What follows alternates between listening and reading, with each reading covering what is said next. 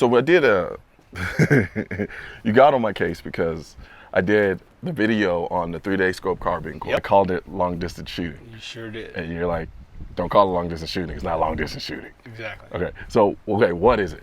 Because I knew that, and I clearly botched some of it. I think for me was more of a relatability term. Sure. So that people who saw the title of the video saw it and understood, okay, what am I about to get into? What am I about to watch? Because for a lot of people, anything past 100 yards to them is long distance. So, and that's what I struggle with as far as like course descriptions and whatnot. Based off of my experience in the military and going overseas and deploying in combat and whatnot, most of your engagements is going to depend on your environment. So when you're in Afghanistan or Iraq, some of those big open areas, your engagements are going to be between 200 to 600 meters. Okay. So to me, that's a typical distance to shoot. So I don't consider that long range. Okay. Especially when you have majority of your soldiers and your infantrymen out there, they're using a 14.5-inch M4, an ACOG, or whatnot, and they have to do the work in that distance. So that right there, it's just your basic range you're going to shoot that rifle with, based off my experience. Okay. So when you look at long range and you look at, I guess, my instructors that I grew up with and who kind of molded and mentored me, we started everything at about 1,000 with a bolt gun. So that's your starting point, is at 1,000 for long range? Yeah, and I only say that because a lot of the variables that really impact your ability to hit a target, with a lot of the bullets we shoot today, with your 308, your 264 caliber, 243 caliber, they're very forgiving out to 1,000. So it's kind of almost, I'm gonna say it's point and shoot, but it's very forgiving. Once you get past 1,000, you start to have to bring in a lot of those variables. Wind starts to have a problem. The BC, is it still doing what it's got to do and all that stuff? Not to go down a rabbit hole with that whole thing, but that's when the work starts to come into play for me. Gotcha. Okay. So when you're down range in Afghanistan, you see the majority of infantry guys are engaging from 100 out to 600 at a bad guy. That's typical. That's not long range. You should be able to own that distance. So would you consider anything 100 in NCQB? I consider 250 on NCQB. Okay. Yeah, because I remember where were we? I don't know if I can remember if it was a course. I think it was a scope carbine course when I was running my main tube, and I think we were shooting at about 200. Right. And you were like, why aren't you using your dot? Right. And I was like, what? I was like, what do you mean? He's like, use your red dot. Because I was so used to thinking, my mindset was, 200 yards. I'm like, okay, I want as much magnification as possible. Sure. And that's one of the things I learned taking the course with you. I've almost become anti-magnification to a degree. Well, there's a time and place for everything, and everyone has to learn how to transition from using magnification to a red dot or iron sights. Okay. That takes practice and understanding the capability you want and your limitations on performance. So, if you want, again, your target, the field of view. So once you put magnification in there, depending on what it is, you kind of lose that field of view. If you have adjacent shooters with you, moving around or whatnot, you want a great field of view so you can keep an eye on everyone and also your target. But if you want to PID your target, you want to target, discriminate, whatnot, you may want magnification in there. Gotcha. So there's all those things you got to take in consideration, but you're not going to be able to know how to dial all that in unless you practice and get the reps in. Gotcha. In that environment. And that's why we're out here, is because the training environment allows you to, those variables are constantly coming at you. It's not say, okay, we're going to shoot this now, and then I'm going to articulate why we're going to shoot this drill now because of this, when you don't have those training tools or aids coming at you. Okay, like right now, the sun. If we're shooting in that direction, the sun would have an effect on your ability to see the target, hold on the target, engage the target. If we move 100 meters that way with the sun going a different direction, you have a different perspective on the target. So this is why we're out here. This is why I emphasis coming out here to train, is because a lot of questions that shooters will ask me, I don't have to come up with an answer or write something out. I can point and say, go over there and do it. And they'll walk away with their own answer. And that's what I love about being out here. I don't want to tell you what's up or down. You go out there, you tell me what's up or down. Does that make sense? Makes perfect sense. Yeah. So, and so for me, in taking the course, one thing I've realized is it's kind of like the one, everyone, and I guess a lot of it has to do with movies, right? The one shot, one kill mentality, Right. you know? And when I first took your course, the one thing that stood out to me was like, I don't want to say dumping rounds, because you're not dumping them. No. It's a very systematic approach to basically getting your hits on target. Right. But it isn't this kind of boom, this kind of romanticized idea of I shoot one bullet, I calculate it, make sure we'll see what happens, and then go from there, and then boom, hit it again. And when you come out here and you start shooting, you realize that's not really as realistic for the most part, from the standpoint that you really don't have that much time. No, you don't. No. And so there's a lot of influences in the shooting industry, as far as you got competitive shooting, and then you have, I guess, tactical shooting. And they both complement each other. There's a lot of things you could take from competitive shooting and apply to tactical shooting. But I'll say this, I'll just use a hunting analogy. If you shoot a deer and you hit the deer, you have to be ready to take that follow-on shot, because there's nothing saying, you know, that only shot's gonna drop that deer.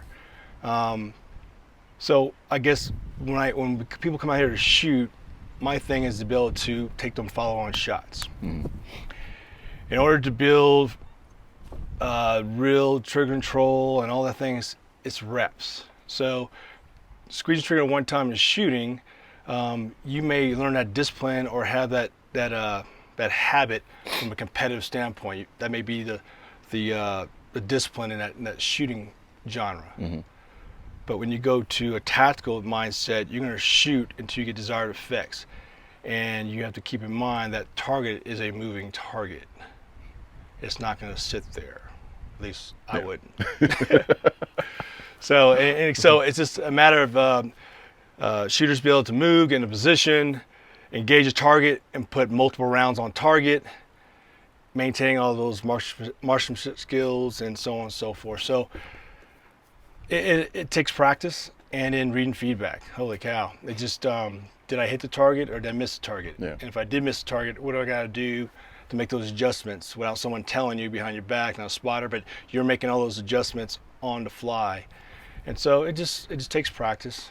And that reading feedback was new for me. That was really new for me, because for the most part, you know, I'm in first class I took, you're like, read your feedback. I was like, what are you talking about? Right. Like, I don't know, you're supposed to tell me where my shot went and then I'm supposed to fix it. Right.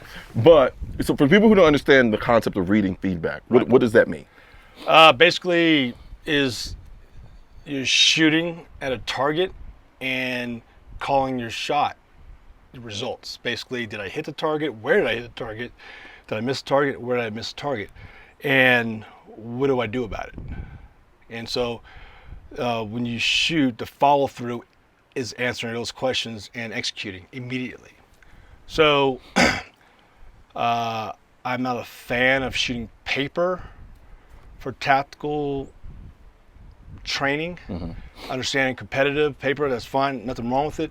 But for me, one of the biggest takeaways for tactical shooting is to see your feedback, the results of your shot, and then making that immediate call based off what you see. So reactive targets are very important. Todd's targets, 13-inch, 12-inch circle, 6-inch body, head, body. You can make the call whether I hit the head or the body on a target. That's telling me as an instructor that the shooter is identifying his impacts and has situational awareness of what's going on around target. If you miss, that's a win to me. If you could tell me, hey, I'm 0.2 mils off to the left, low, so on and so forth. So reading that feedback tells you whether or not you have to take another shot or not, based on what you wanted, your desired effects on target. Does that make sense? Yep, makes perfect sense. So when you shoot paper at 200-300 meters, short of you having some, incredible, spotting scope. Yeah. You don't know what happened until you walk up there and look at it, which is too late to make any corrections because it needs to be done immediately. Does that make sense? So that to me is just as much important as squeezing the trigger and getting around downrange, but reading the feedback. And so it's very important. I just can't see training without that being part of the training. Gotcha. Now, from a gunfight perspective, because essentially what you like to say you're training, if I'm wrong, right? Is how to gunfight. Sure. For people like me, kind of civilians who've never been in a gunfight, or never been in a situation before, what are some dynamics within a gunfight that a lot of people don't realize that tends to happen psychologically, physically, some of the realities of actually being shot at, I guess. I don't know, that's a deep question. It's and this is the way I have to answer it, because you have to answer looking back as the first time going in that situation. I would say your first time, like practicing for a sport and going to your first game. And say you're a quarterback and the first time you say hike and you get tackled. The anticipation you have before that getting tackled, you're on the ground, so on and so forth, it's kind of the same feeling. There's excitement, there's anticipation, there's anxiety, maybe a little fear. All those things are there. But then after you get tackled and after the game, you go back to the locker room, you go home, it's when you start thinking whether or not football is for me. Okay? Gotcha. So after my first engagement, after being in the Marine Corps for about 13 years, getting back, that question was answered like, okay, cool, I can do this. And then as time went on, deployments went on, different engagements happened, it was something I could tolerate. How long? Who knows? Yeah. Well, I do know now, but I didn't know at the time. But that is something that you can train real hard. You can be good at the skill set, but then in the day, you're not going to know if you're that person until it happens. And that's with a lot of different skill sets. You can go to school to be a doctor or whatnot, but the first time you open up someone's body and you see the blood's gut, you say, you know what, this is not for me. Because it's not something you're going to do every day, as far as I'm not going to go out and pick a gunfight with someone and go say, I don't know if I like this. But for me, it's something I could tolerate. And I don't know. It's kind of one of those things. I don't see being a combatant any different than someone, a guy being a garbage man or a guy or going out and being an artist, whatnot. It's a skill or occupation that person chose to do, trained for it, studied for it, and then started doing it and realized, okay, this is for me. Okay, so. Did that answer your question? Yeah. And answers the aspect of it, because that kind of speaks to the psychological component. It's like, all right, can I do this? Is this really something I want to be in? Now, I know in some cases you don't have much of a choice. Right, you're in it, you're in it. One thing that did stand out is, like, you would talk about sometimes in the class how, sometimes a gunfight, now this is more from a military standpoint, but, sometimes a gunfight would be 2 seconds, 2 minutes. Sometimes it'd be 2 hours, or 3 days. When you said that, I was like, wait, what? Like what does that do to you? Like, for instance, if you're in a gunfight for longer than, I'm thinking anything longer than 10 seconds is like too long, right? What's going through your head if you're in an engagement for, let's say, a couple hours or 2 days? Like, see, that's the whole thing, is like when you prepare, you train, and I was very fortunate to get a lot of training, had a lot of preparation. It's work.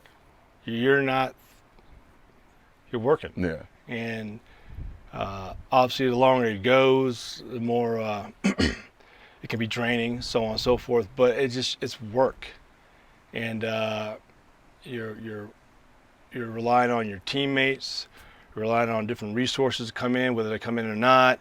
You're constantly strategizing what we're going to do here and there.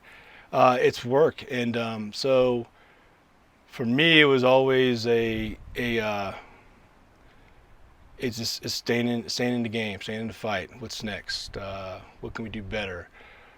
Where's John? Where's so-and-so? It's constant work.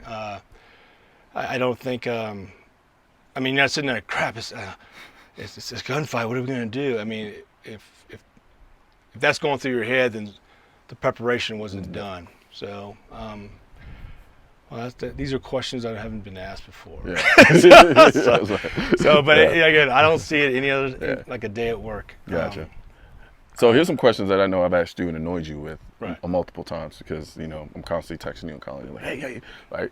I ask all my noob questions to you. Thank you. And then I act like I know what I'm talking about when I get in front of the camera. Yeah. But is there a perfect rifle setup? Oh, I hate you. No.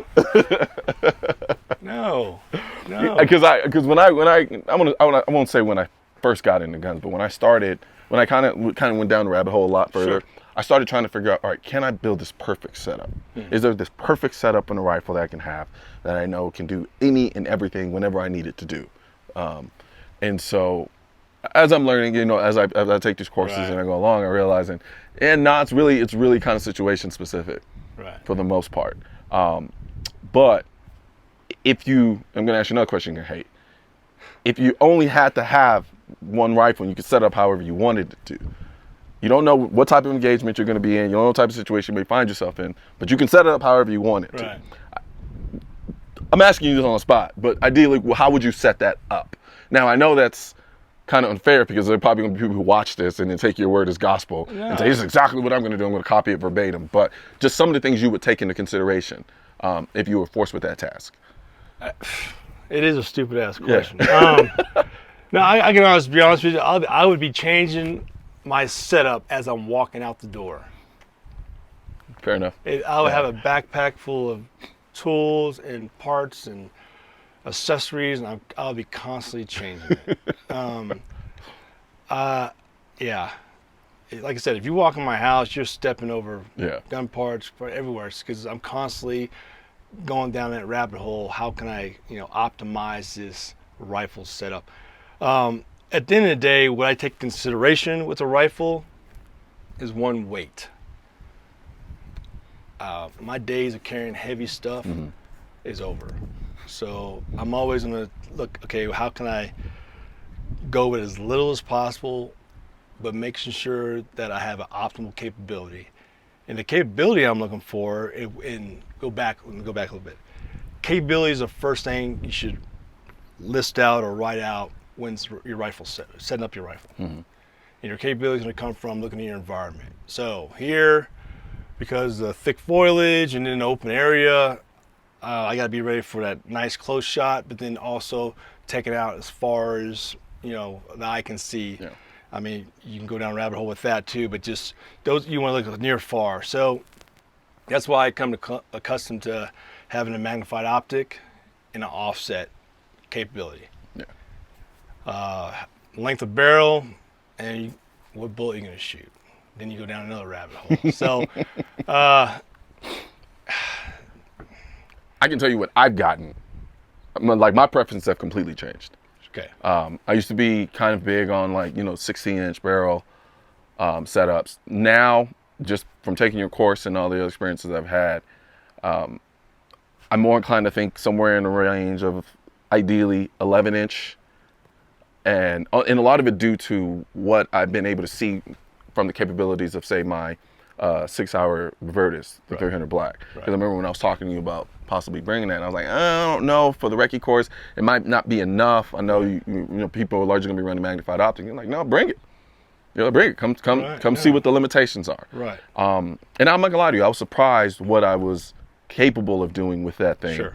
With running just a loophole LCO and a little 9-inch 300 blackout with the suppressor. Right. And now, granted, I was going through a lot more ammo than most of the other people in the class. But I was still, if need be, I realized what I can do with a red dot and a low 9-inch 300 blackout. So for me, it's for someone in the environment that I typically live in, say urban environment, I live in the big city, to me that's ideal for that. Right. Like that's what I would do. Now, in a situation like this, I'm probably gonna do some variable powered, offset, red dot, and so forth. But for you, I become kind of a weight queen too. Right. Where I'm just like, because after doing this course here, because scope carbine, there's a lot more laying down, it's a little more chill.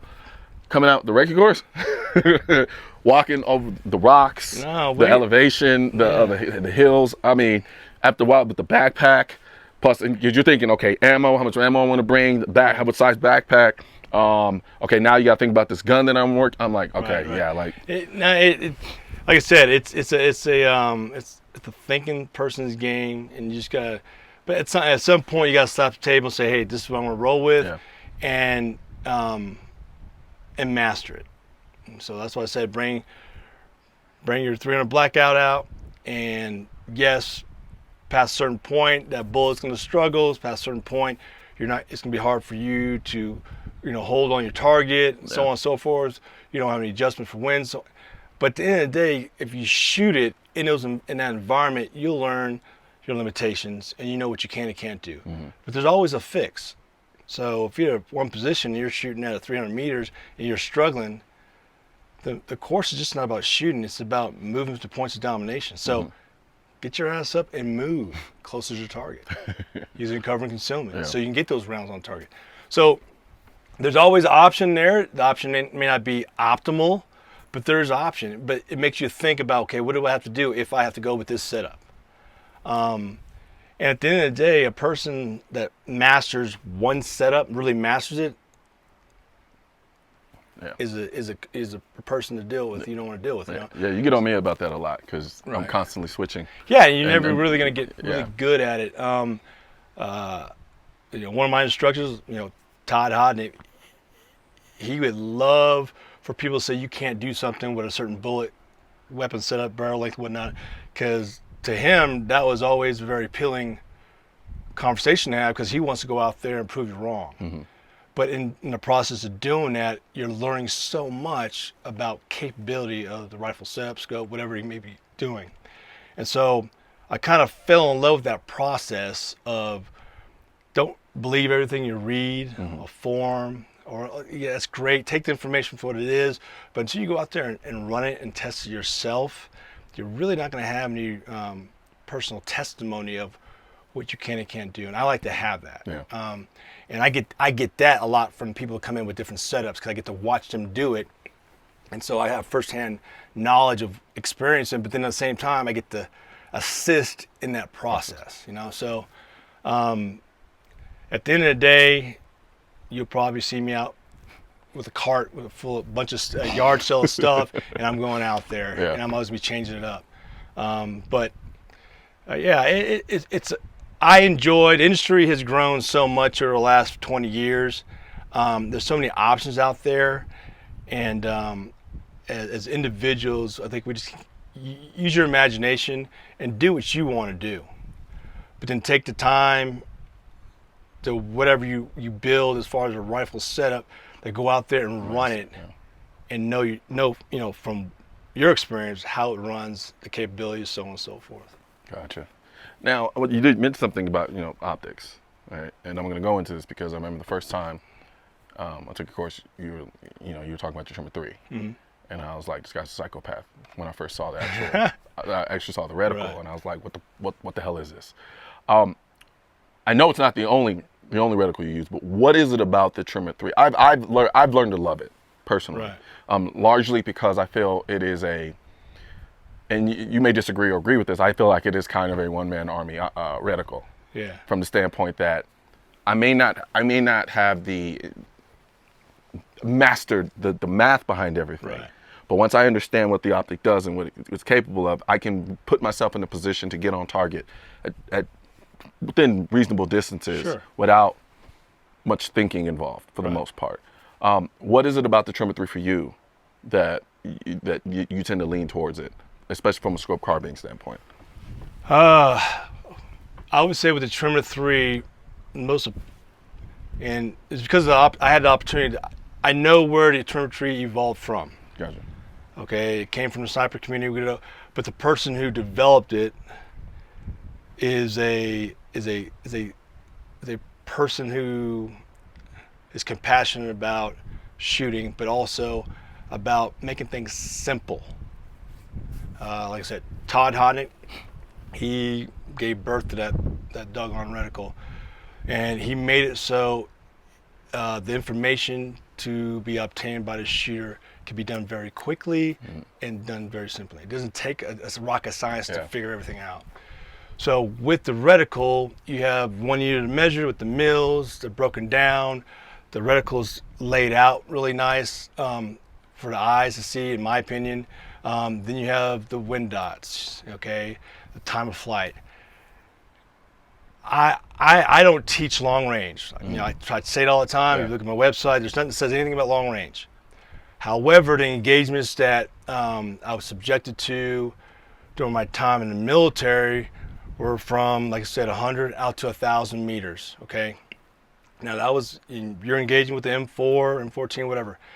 That reticle allowed a lot of us and its predecessors, you know, the Tremor 2, the H59, 58, 27, all those reticles before Tremor 3 allowed a shooter to range estimate quickly, get rounds on target, and adjust based off the information the shooter's seeing from his feedback with the reticle. And you can do all that without turning dials, breaking your shooting position. Nothing's compromised. And so, yeah, that is the end-all be-all reticle right now. The fact that Todd hasn't changed it. He probably has. He just hasn't thrown it out there. But it's everything I need. But see, the thing, I will put a Tremor 3 on an 11.5-inch gun. I still can't wrap my head around that. Okay, and then I'll have offset on it. The thing is it allows you to optimize your capability. People will say, hey, this is a long-range scope. It is. However, guys like me who are in that, you know, mid-range, you know, realm, it allows me to do range estimation quickly and put rounds on target quickly. Okay, it's very diverse reticle. It gives you a lot of options. So let's talk somebody looking to take your course, because for a lot of people it could seem like coming out to a course like this is a little intimidating, right? Because it's very different. Okay. You know, a lot of courses take place on a square range. Right. You know, and so, which is usually easily acceptable. It's relatable. It's like, okay, yeah, I've been to a gun range before. I'm going to go here. I'm going to get instruction. You come out here and you look at a place like Teasdale and you look at the Expanse, or even in New Mexico, places like that. For someone who seems like who are maybe intimidated by the course, what would you say to them if they're entertaining the idea of coming out? I don't know. I say that because I don't know. It's like, there's nothing to be intimidating about. I mean, if you're going to someplace to learn, then you should be open-minded and humble. I'm going to learn something. I think the environment out here, to me, is a calming and soothing one to learn something. So I would agree with that. Even when it's raining, even when it's snowing. No, exactly. It's still very good. So if you like to daydream or take a break, I mean, it's the perfect place to be. But coming out here, I mean,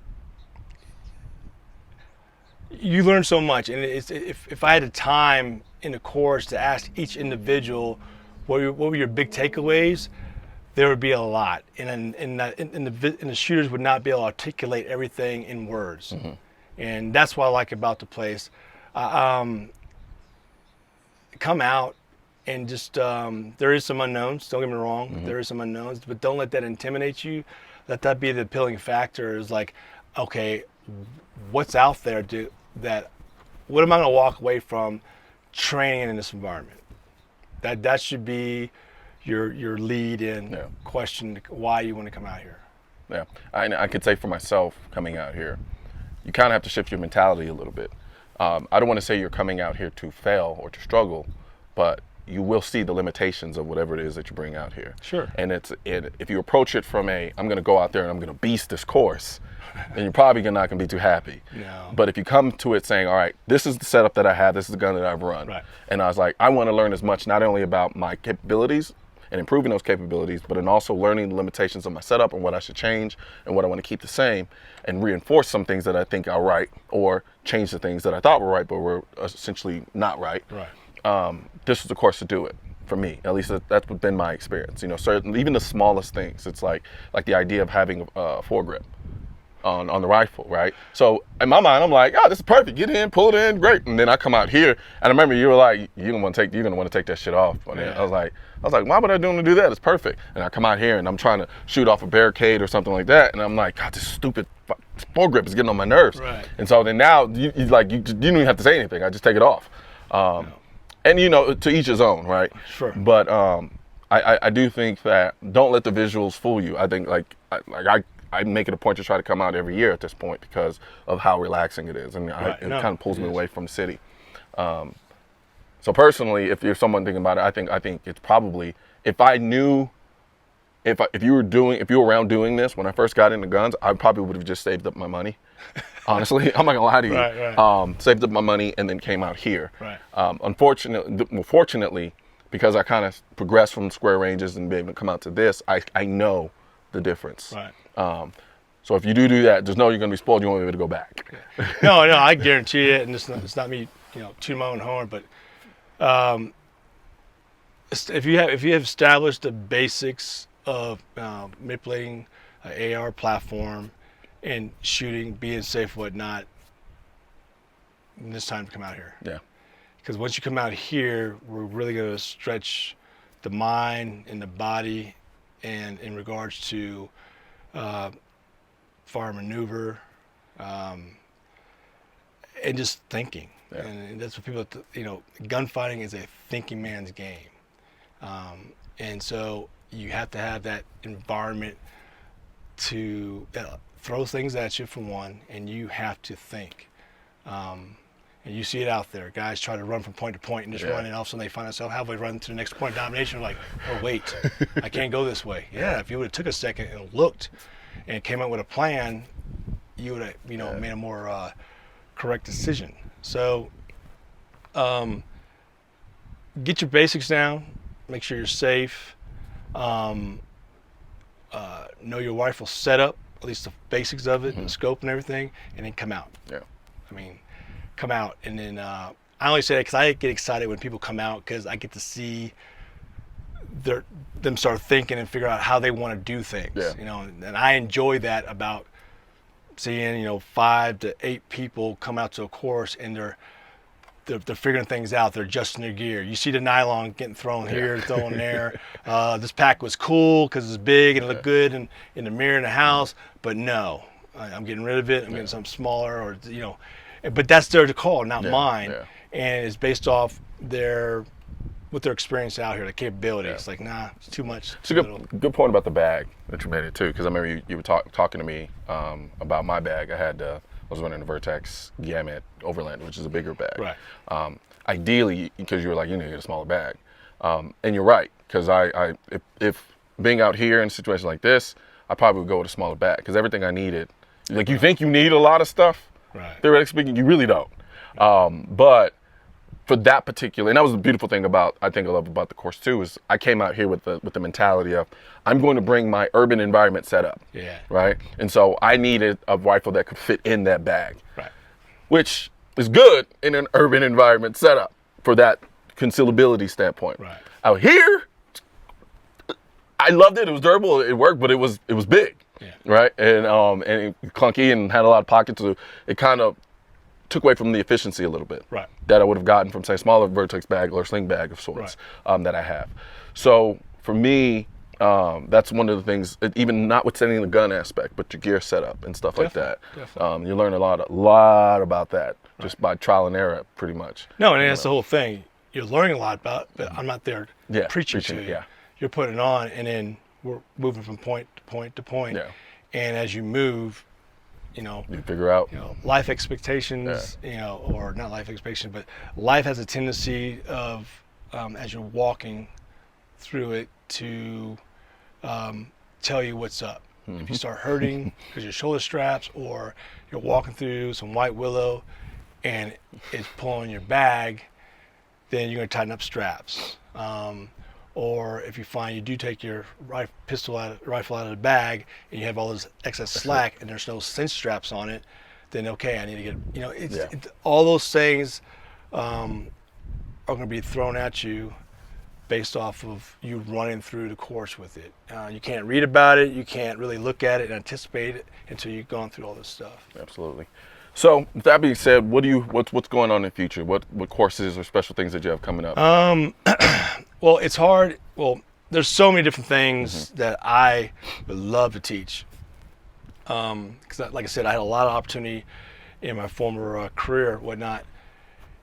But because of resources and people that be able to get resources, it's been tough. So you're only limited to teaching so much based off of the clientele having those resources to come to your course.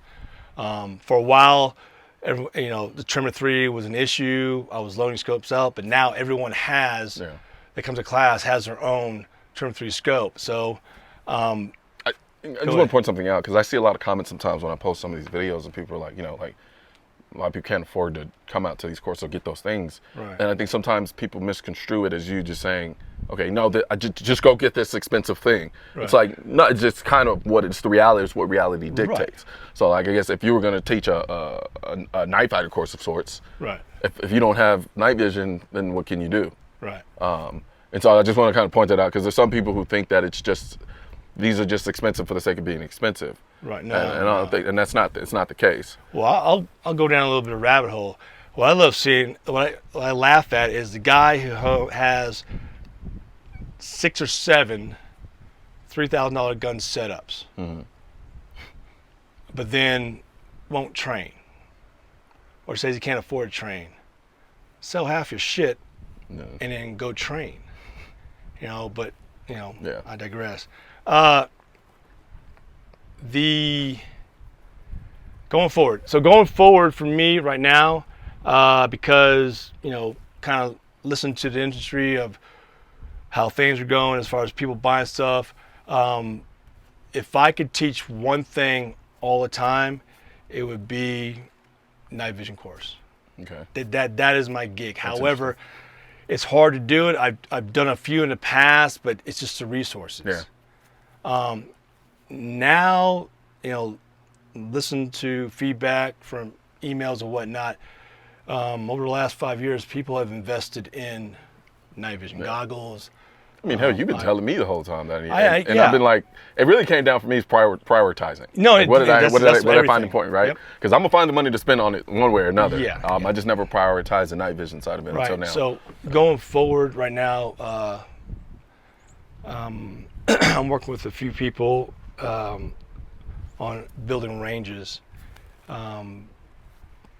based off applying gunfighting tenets at night using night vision tools, even also white light, so on and so forth. But that to me, that's what I'm trying to push more towards. And we'll kick off our first course in 2020 and see how 2021 looks. Hopefully it's not looking like 2020, but right. But that's the way forward, is get into the whole gunfighting in a low light environment. And then I'm excited about it. I spent the majority of my time downrange, working at night, doing everything at night. And so there's a lot of challenges there that I find appealing to teach. So that's the way I'll do. All right. Well, appreciate you. Yep. I've learned a lot coming out of the courses. I'll continue to come out here until I annoy you so much that you tell me not to come back. But no, much appreciated, man. Right now, there's a culture war against the Second Amendment, which is why I need your help spreading our message to counter their message. You can help do this by leaving a comment, sharing this video, and clicking the bell and subscribe button. Let my voice be your voice, and let them know you want to keep America tactical, because the right to keep and bear arms shall not be infringed wasn't a suggestion, it was a directive. Also, if you're wondering where to purchase your AR-15s are essential, I will not comply. I am the militia. I lost all my guns in a boating accident, and your state-specific Keep America Tactical shirt, click the link next to my head or the link in the description section, or if you're watching this on a mobile device, tap the small triangle on the lower right-hand side of this video and click the link in the description.